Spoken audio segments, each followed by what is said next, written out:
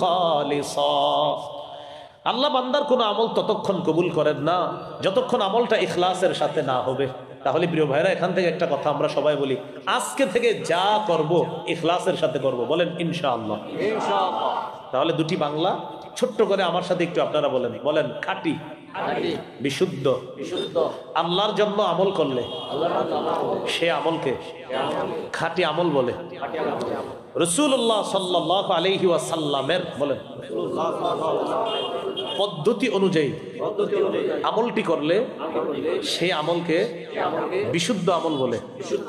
আল্লাহর জন্য হলে খাঁটি, নবীর তরিকা অনুযায়ী হলে বিশুদ্ধ। বলেন, কোন আমল যদি খাঁটি এবং বিশুদ্ধ হয় সে আমল আল্লাহ কবুল করেন, সে আমল আল্লাহ তাআলা কবুল করেন। তাহলে আজকে থেকে যা করবো আমি দেখবো যে আমার আমলটা খাঁটি, খাঁটি হবে আল্লাহর জন্য হলে। এরপরে চিন্তা করবো আমি কি বিশুদ্ধ আমল করলাম, বিশুদ্ধ কিভাবে, নবীর তরিকা অনুযায়ী করলে। তাহলে আমি যা করব আল্লাহর জন্য করছি, আচ্ছা খাঁটি হলো। নবীর তরিকা অনুযায়ী করছি, আচ্ছা করলাম, তাহলে বিশুদ্ধ হলো। খাঁটি বিশুদ্ধ আল্লাহ কবুল করুন। আল্লাহ কথাগুলো বুঝার তৌফিক দান করেন। আমিন। তো বলছিলাম জিহাদ করতে হবে একমাত্র কার জন্য? আল্লাহ। সহিহ মুসলিমের বর্ণনা 1878 নম্বর হাদিস, মাদ্রাসা পাঠ্যপুস্তক অনুসারে মোট হাদিস সংখ্যা হবে 3033টা। قال رسول الله صلى الله عليه وسلم مثل المجاهد في سبيل الله كمثل الصائم القائم القانت بآيات الله لا يفتر من صيام ولا صلاة حتى يرجع المجاهد في سبيل الله। খুব মন দিয়ে বুঝেন। এক ব্যক্তি রোজাদার, নামাজে দাঁড়াইছে, তেলাওয়াত করতেছে। দেখেন, রোজাদার নামাজে তেলাওয়াত, তাহলে আল্লাহু আকবার। উনি রোজাদার, আবার নামাজে আছে, আবার তেলাওয়াত করতেছে। লা ইয়াফতুরু মিন সিয়ামিন ওয়ালা সালাতিন। তিনি রোজা রাখার কারণে ক্লান্ত হয় না, তেলাওয়াত করার কারণে ক্লান্ত হয় না। তাহলে ক্লান্তিহীন রোজা, ক্লান্তিহীন নামাজ, ক্লান্তিহীন তেলাওয়াত তিনি করতেছে। এই ক্লান্তিহীন রোজা, নামাজ, তেলাওয়াতে তিনি যেই সওয়াব পাবে, মুজাহিদ আল্লাহর রাস্তায় পা রাখার পর ফিরে আসার আগ পর্যন্ত ক্ষণে ক্ষণে আল্লাহ তাকে সেই সওয়াব দিবেন। আল্লাহ প্রত্যেকটা মুসলমানকে জিহাদের জজবা দান করেন। আমিন। আমাদের মা বোনরা এখন থেকে যেন সন্তানদেরকে শৈশব থেকেই মুজাহিদ বানানোর চেষ্টা করে, ফিকির করে, আল্লাহ তৌফিক দান করেন। আমিন। অভিভাবকদের মাথায় ঢুকে গেছে জিহাদ মানে ইন্না লিল্লাহ। জিহাদ মানে কি? এইটা আবার কি কথা না? 13 বছর কাফেররা নির্যাতন করছে। রাসূলুল্লাহ সাল্লাল্লাহু আলাইহি সাল্লাম কাবা চত্বরে নামাজ পড়তে গেছে। উকবা ইবনে আবি মুআইত এইভাবে চাদর পেঁচায়, বুখারীর বর্ণনা, দুই দিক থেকে এইভাবে টান দিছে, এবং জোরে টান দিছে। ফাঁস লাগাইলে একটা মানুষের যেমন কষ্ট হয়, আল্লাহ রাসূলের তেমন কষ্ট হচ্ছিল, মুখ দিয়ে আওয়াজ বের হচ্ছিল। সহিহ বুখারীর বর্ণনা। রাসূলুল্লাহ সাল্লাল্লাহু আলাইহি সাল্লাম নামাজে গেছে, এটাও বুখারীর বর্ণনা, কাবা চত্বরে নামাজে। আবু জাহেল বলল, কে আছে অমুক এলাকায় যাবা, যাওয়ার পর ওটের নারী বুড়ি গোবরগুলা আনবা, আনার পর মোহাম্মদ যখন সেজদায় যাবে তার কাঁধের উপরে ওটের নারী বুড়ি আর গোবরগুলা রেখে দিবা। সেই পাপিষ্ঠ উকবা দাঁড়ায় বলছে, আমি পারবো। সে গেছে, যাওয়ার পর অমুক এলাকা থেকে ওটের নারী বুড়িগুলা আনছে, আনার পর রাসূলুল্লাহ সাল্লাল্লাহু আলাইহি সাল্লাম সিজদায় গিয়েছে, ঠিক কাঁধ বরাবর এগুলা রেখে দিয়েছে। আব্দুল্লাহ ইবনে মাসউদ রাদিয়াল্লাহু তাআলা আনহু বলেন, আমার কিছু করার ছিল না, আমি শুধু তাকায় তাকায় দেখতেছিলাম আর বেঈমানদেরকে দেখতেছিলাম। নবীজির এই অবস্থা দেখা তারা হাসতেছে, আর একজন আরেকজনের উপর হাসতে হাসতে অট্ট হাসিতে ফেটে পড়তেছে, আর নবীজির নিয়ে হাসাহাসি করতেছে। বলেন এটার নাম কি? বলেন নির্যাতন। নাম কি? বলেন সন্ত্রাসী। বলেন এটার নাম কি? এরকম সন্ত্রাসী চলছে 13 বছর। কয় বছর? 13 বছর। সুশীলরা কখনো দেখবেন আমার নবীর এই 13 বছরের ইতিহাসটা বলে না। সুশীলরা মানে যারা স্বঘোষিত সুশীল, এরাই 13 বছর না বইলা কি বলে, 10 বছরের জীবনীতে বলে, নবী যদি রহমতের নবী হয় তিনি অস্ত্র নিয়ে কিভাবে জিহাদে গেলেন। আপনি বলবেন, প্রিয় সুশীল ভাইয়া, আগের 13 বছরটা একটু বলেন, বললে আপনার মাস্তুত ভাইদের চেহারাটাও ফুটে উঠবে। এই জন্যই 13 বছর বলে না। ওলামা হযরত এখানে আছেন অনেকে, মিম্বর থেকে আপনারা 13 বছরটা এমন ভাবে আলোচনা করবেন, মিম্বরে পাবলিকের মাথায় আপনার ঢুকাতে হবে যে আমার নবীকে, নবীর সাহাবীদেরকে কি পরিমাণ নির্যাতন করেছে 13 বছর, এটা সবার মাথায় ঢুকিয়ে পরের 10 বছরের আলোচনা শুরু করবেন। তখন আল্লাহ তাআলা সূরা হজের আয়াত নাযিল করলেন, উযিনা লিল্লাযীনা ইয়াকাতালুনা বিআন্নাহুম যুলিমু ওয়া ইন্নাল্লাহা আলা নাসরিহিম লাকাদির।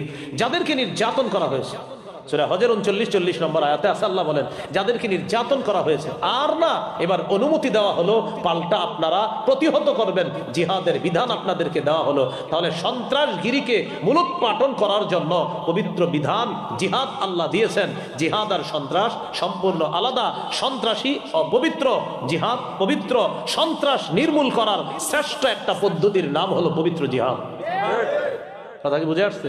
এটা ঠিক বললে হবে না, এটা আরো 10 জন আপনি বুঝাইতে হবে। কালকে চা দোকানের সামনে গিয়ে কাকারে বলবেন, কাকা জিহাদ বুঝেন? কাকা বলবে আরে কি কই এগুলো তোমরা? বলবেন জিহাদ আর সন্ত্রাস আলাদা। তখন বলবেন কাকা আবু জাহেল 13 বছর, উতবা, সাইবা, ওয়ালিদ, মুগীরা নবীরে 13 বছর যে নির্যাতন করছে এটা হলো সন্ত্রাসী। এরপরে আল্লাহ একটা বিধান দিছে, এটা হলো জিহাদ। কাকাই বলবে ও তাহলে আগে নবীরে মারছে তারা? আপনি বললেন হ্যাঁ আগে মারছে। আল্লাহ আমাদেরকে এই কথাগুলা সাবলীল ভাবে প্রত্যেকটা মানুষকে বোঝানোর তৌফিক দান করেন। তো রাসূলুল্লাহ সাল্লাল্লাহু আলাইহি সাল্লামকে জিজ্ঞাসা করা হলো, আবু দাউদের হাদিস 1449 নম্বর হাদিস। এই হাদিসের বর্ণনাকারী সাহাবীর নাম আব্দুল্লাহ ইবনে হুবশিয়্যিল খাত্তামি রাদিয়াল্লাহু তাআলা। তিনি বলেন আন্না রাসূলুল্লাহ সাল্লাল্লাহু আলাইহি ওয়াসাল্লাম সুইলা আইয়ুল আমালি আফযালু ইয়া রাসূলুল্লাহ। নবীজিকে জিজ্ঞাসা করা হলো আল্লাহর কাছে সবচেয়ে শ্রেষ্ঠ আমল কোনটি? فقال رسول الله صلى الله عليه وسلم طول القيام, লম্বা সময় নামাজে দাঁড়িয়ে থাকা আল্লাহর কাছে শ্রেষ্ঠ আমল। সুবহানাল্লাহ। এই জন্য যোহর নামাজের আগে 4 রাকাত সুন্নত 2 মিনিটে প্যাকেজ কমপ্লিট করে ফেলবেন। মসজিদে ঢুকছে, ঢুকার পর দেখে আর জামাতের আছে 2 মিনিট, সে আপনাদের দেখায় দিবে যে 2 মিনিটে 4 রাকাত কিভাবে পড়া যায়। তুমি দেখো, আমি আমার নাম অমুক, পারলে তুমি দেখাও। এরকম করবো আমরা? এই জিনাটা শুধু বললেন না, দিল থেকে বলেন আসলে করবেন? এ আমার আপনার পাশে লোকেরা এরকম করতেছে। আল্লাহু আকবার। কিভাবে 2 মিনিটে দেখবেন আপনি কমপ্লিট পুরো প্যাকেজ 4 রাকাত পড়া, এরপর আবার তাসবিহও পড়বে। সুবহানাল্লাহ। নবীজিকে প্রশ্ন করা হলো আল্লাহর কাছে শ্রেষ্ঠ আমল কোনটি? নবী বললেন তুলুল কিয়াম, লম্বা সময় নামাজে দাঁড়িয়ে থাকা। শীতকাল চলতেছে, একটু চেষ্টা করবেন রাতের বেলা উঠে আল্লাহ দরবারে একটু হাজিরা দেওয়ার জন্য। সহিহুত তারগীবের বর্ণনা 630 নম্বর হাদিসে আছে, রাজুলুন কামা ফি লাইলাতিন বারিদাতিন মিন ফিরাশি ওয়া লিহাফিহি ওয়া দিসারিহি ফাকামা সুম্মা তাওয়াদ্দা সুম্মা কামা ইলাস সালাহ। এক ব্যক্তি শীতকালে ল্যাপ কম্বল বিছানা ছেড়ে উঠছে, ওঠার পর ওযু করছে, ওযু করার পর নামাজে দাঁড়িয়েছে, আল্লাহ তাকে দেখে হাসতে থাকে। দেখো করে কি, শীতের রাতেও করতেছে কি? ফেরেশতাদেরকে বলে ও ফেরেশতারা, আমার এই বান্দা কেন দাঁড়িয়েছে আল্লাহ তো জানে। আল্লাহ একটা সাক্ষী রাখার জন্য বলতেছে, মা হামালা আবদি হাদা আলা মা সানাআ। আচ্ছা আমার বান্দা এই শীতের রাতে নামাজে কেন দাঁড়িয়েছে ফেরেশতারা একটু বলো তো। ফেরেশতারা জবাব দেয়, রাজা আমা ইনদাকা ওয়া শাফকাতাম মিম্মা ইনদাক। আল্লাহ আপনার কাছ থেকে সওয়াবের আশায় আর আপনার আযাবের ভয়ে নামাজে দাঁড়িয়েছে। আল্লাহ তাআলা বলেন আতাইতুহু মা রাজা, সে যে আশায় দাঁড়িয়েছে তোমরা সাক্ষী থাকো, আমি তাকে দিয়ে দিলাম। সুবহানাল্লাহ। ওয়া আম্মানতুহু মিম্মা ইয়াখাফ, সে যেই ভয়ে দাঁড়িয়েছে সাক্ষী থাকো, ভয় থেকে নিরাপত্তা দান করলাম। পড়বেন নি একটু নামাজ? কারো সুন্দরী বিবি আছে আর নরম বিছানা আছে। মাজমাউজ জাওয়ায়েদ 2 নম্বর খণ্ড 258 নম্বর পৃষ্ঠা, দেখেন কি আছে এখানে। ওয়াল্লাযী লাহু ইমরাআতুন হাসানাতুন ওয়া ফিরাশুন লাইয়িন, একজনের সুন্দরী বিবি আছে, নরম বিছানা আছে। রাত 3টা-4টায় ঘুম ভাঙছে, ভাঙার পর দেখি স্ত্রী ঘুমায়, আশেপাশের রুমগুলাতে বাচ্চারা ঘুমায়, পুরা কাপাসিয়াবাসী ঘুমায়, সিংহশ্রী এলাকার সব, সিংহশ্রী তো নাকি এলাকার সবগুলা মানুষ ঘুমাইতেছে। তিনি চিন্তা করলেন তখন সবাই ঘুমায়, স্ত্রী ঘুমায়, আমার আল্লাহ তো ঘুমান না। ঘুমানো আল্লাহর জন্য শোভা পায় না। লা তাখুযুহু সিনাতু ওয়ালা নাওম, তন্দ্রা নিদ্রা তাকে স্পর্শ করে না। ইবনে মাজার হাদিস, ইন্নাল্লাহা লা ইয়ানাম ওয়া লা ইয়ানবাগি লাহু আইয়ানামা। আল্লাহ ঘুমান না, ঘুমানো আল্লাহর জন্য শোভাও পায় না। বাস ওযু করে নামাজে দাঁড়িয়ে গেছে, পাশে স্ত্রী আছে, নরম বিছানা আছে, সবাই ঘুমাইতেছে। আল্লাহ তাআলা এই ব্যক্তিকে দেখে ইউহিব্বু, ভালোবাসে, ওয়া ইয়াদহাকু, হাসে, ওয়া ইয়াস্তাবশিরু, খুশি হয়ে যায়, ভালোবাসে, খুশি হয়, তাকে দেখে হাসতে থাকে। নামাজে কি একটু দাঁড়ানো যাবে ইনশাআল্লাহ? তো প্রশ্ন করলেন হুজুর কোন আমল শ্রেষ্ঠ? নবী বললেন তুলুল কিয়াম, লম্বা সময় নামাজে দাঁড়িয়ে থাকা। তাইলা ফাইয়ুস সাদাকাতি আফযালু ইয়া রাসূলুল্লাহ, কোন সদকা আল্লাহর কাছে সবচেয়ে শ্রেষ্ঠ? নবীজি বললেন জাহদুল মুকিল্লি, যেই ব্যক্তি পরিশ্রম করে, করার পর কষ্টার্জিত উপার্জন থেকে সামান্য সদকা করে, দান করে, এই সদকা আল্লাহর কাছে শ্রেষ্ঠ সদকা বলে গণ্য হয়ে যায়। বেতন পাইছেন, পাওয়ার পর প্রকৃত হকদারদের কাউকে আপনি মানে প্রকৃত যারা দান সৎকার হকদার তাদেরকে আপনি দান করলেন। এই যে আপনি দান করলেন এটা আল্লাহর কাছে শ্রেষ্ঠ দান বলে গণ্য হয়েছে।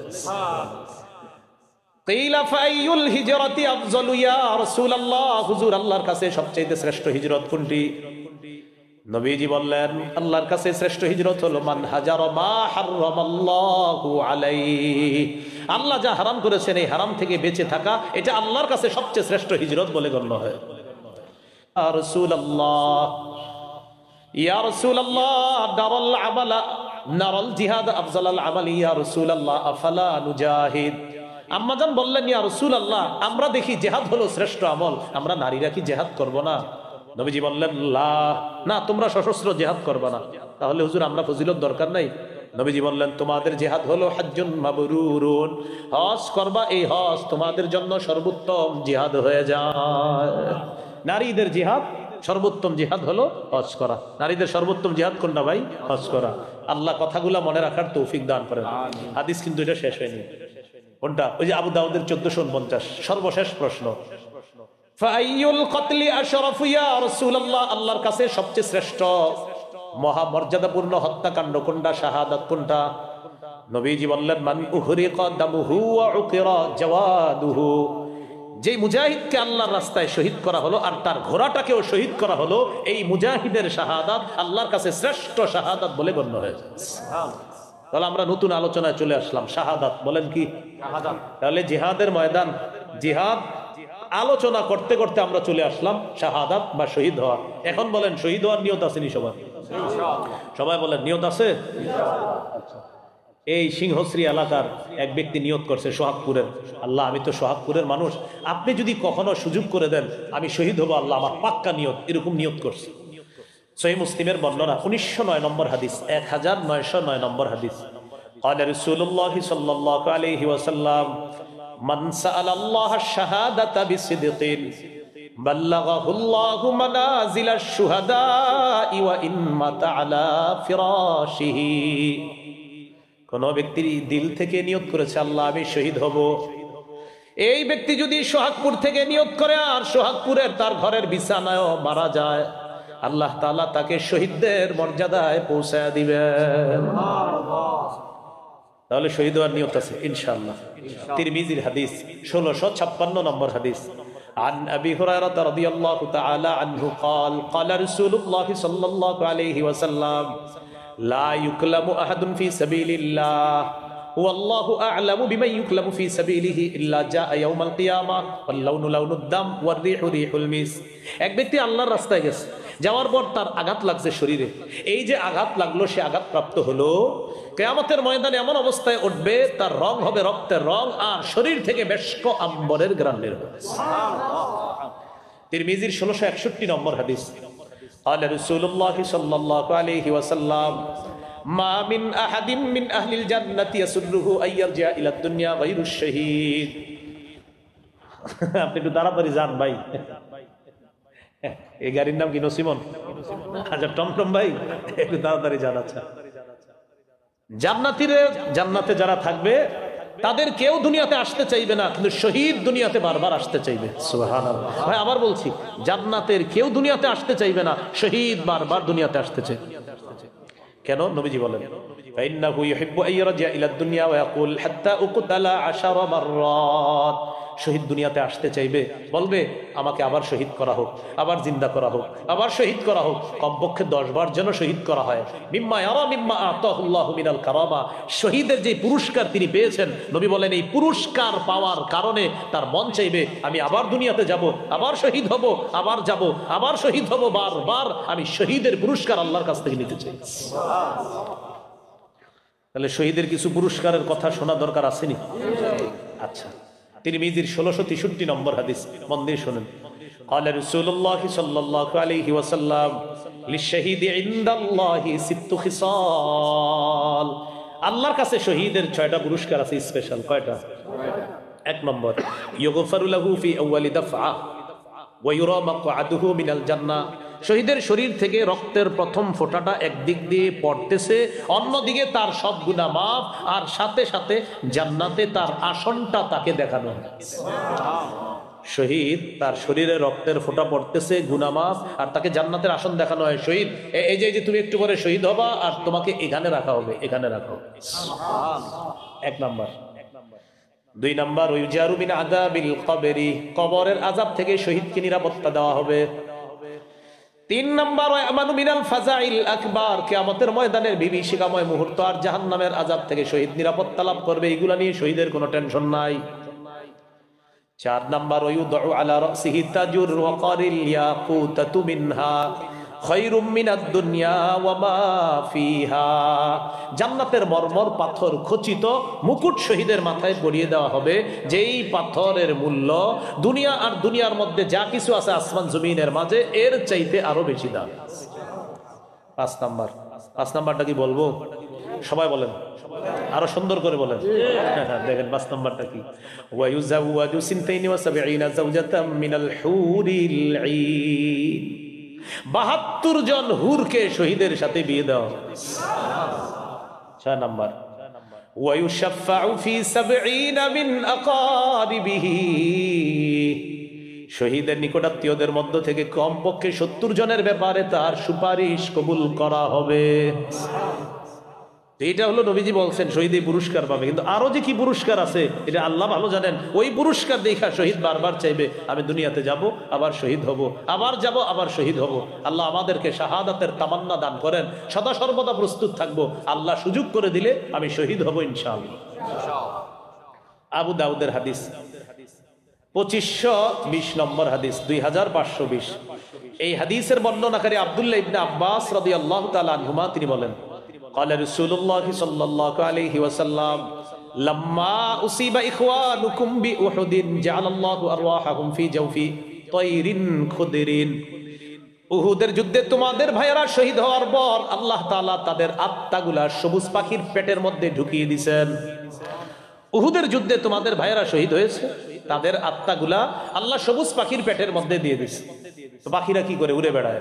তারিদু আনহারুল জান্নাতি ওয়া তাকুলু মিন সিমারিহা, এই পাখিগুলা ঝর্ণা সমূহের উপরে উড়ে বেড়ায়, ওয়া তাকুলু মিন সিমারিহা, আর জান্নাতের ফলমূল খেয়ে বেড়ায়।